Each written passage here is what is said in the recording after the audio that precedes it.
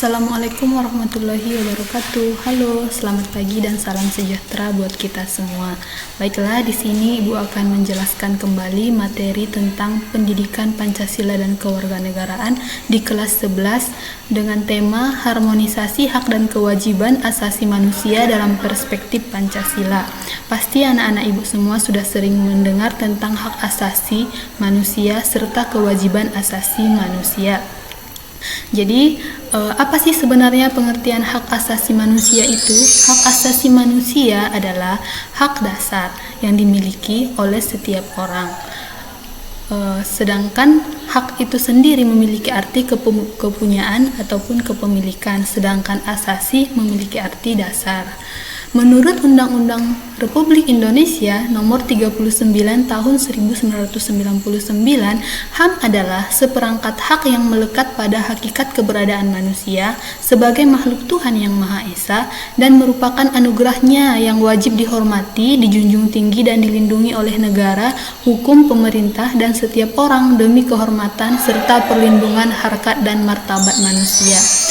Menurut ahli, HAM itu dari yang pertama, menurut John Locke, HAM adalah hak yang langsung diberikan Tuhan kepada manusia sebagai hak yang dikodrati. Oleh sebab itu, tidak ada kekuatan di dunia ini yang bisa mencabutnya. HAM memiliki sifat mendasar dan suci. Sedangkan yang kedua, menurut John Matterson, HAM adalah hak-hak yang ada pada setiap manusia, yang tanpanya manusia mustahil hidup sebagai manusia seutuhnya.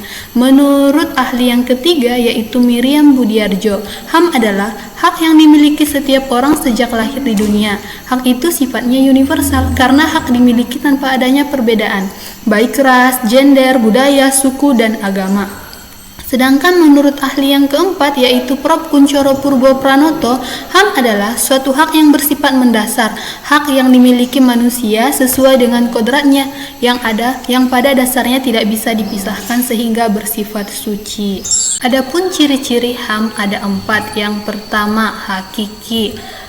Artinya, hak asasi manusia merupakan hak yang telah dimiliki manusia sejak lahir, bahkan ketika masih dalam kandungan, merupakan kodrat yang diberikan Tuhan untuk manusia. Yang kedua, yaitu bersifat universal, memiliki arti bahwa HAM berlaku secara menyeluruh bagi setiap manusia tanpa terkecuali. HAM bersifat universal juga bermakna menjunjung tinggi setiap hak manusia tanpa memandang kedudukan, agama, ras, usia, suku, dan lain sebagainya.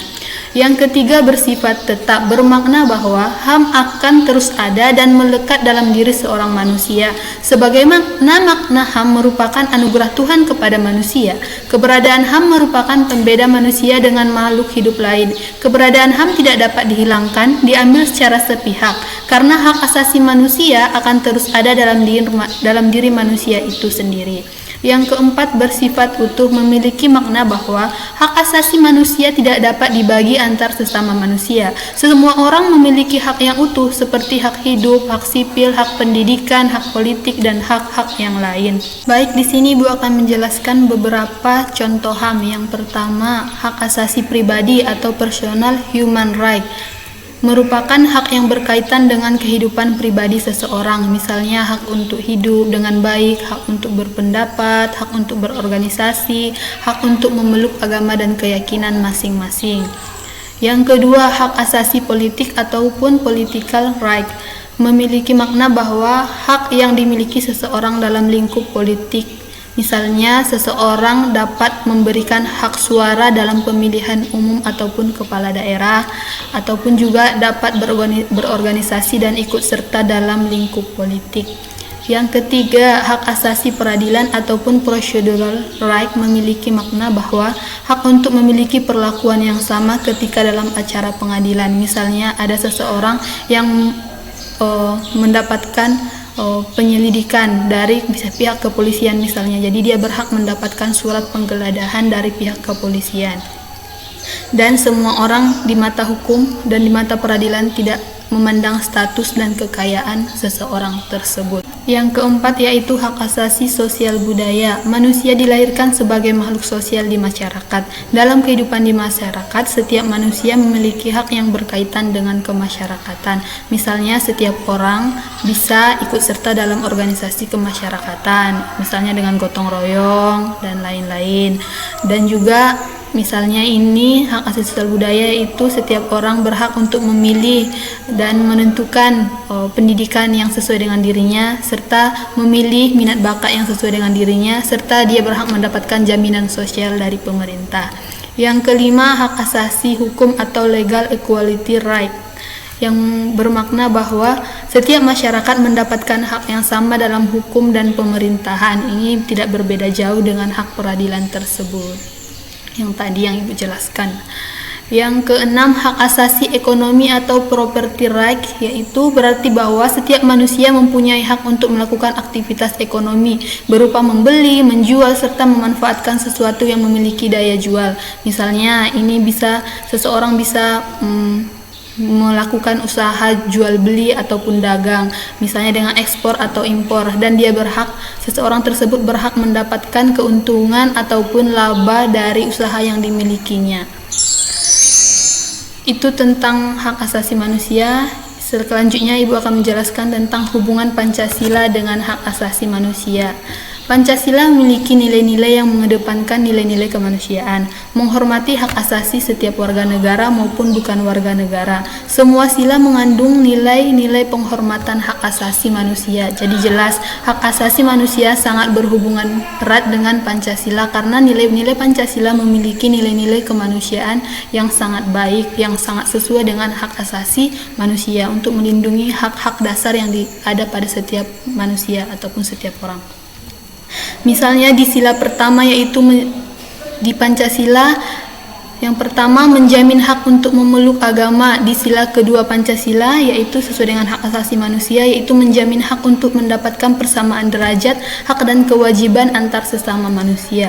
Di sila ketiga menjamin kebebasan dalam berorganisasi. Sila keempat menjamin kebebasan berpendapat dan berhak mengadakan musyawarah. Sila kelima yaitu menjamin memperoleh keamanan di lingkup masyarakat maupun sosial.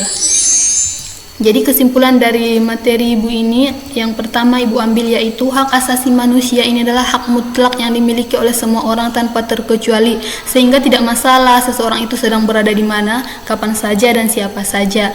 Memiliki pemahaman bahwa tidak ada manusia yang lebih rendah daripada yang lain dan juga bahwa tidak ada manusia yang bukan manusia, sehingga asas universal sangat terkait dengan asas kesetaraan dan non-diskriminasi. Hal ini juga menandakan bahwa hak asasi manusia tidak dapat dicabut karena seseorang tidak dapat mengubah ataupun meniadakan jati diri manusia. Adapun gambaran singkat video hak asasi manusia ada Ibu cantumkan di sini. Semoga bermanfaat dan memudahkan siswa-siswi kami semuanya untuk mengerti tentang hak asasi manusia itu apa.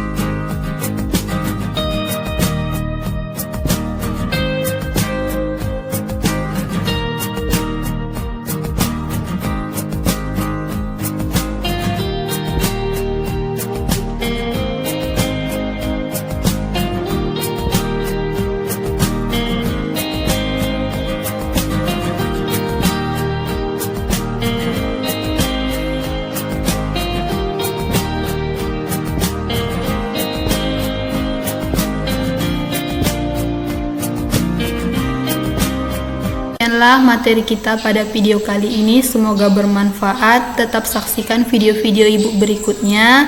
Semoga kita semua selalu dalam lindungan Tuhan Yang Maha Esa. Assalamualaikum warahmatullahi wabarakatuh. Selamat pagi.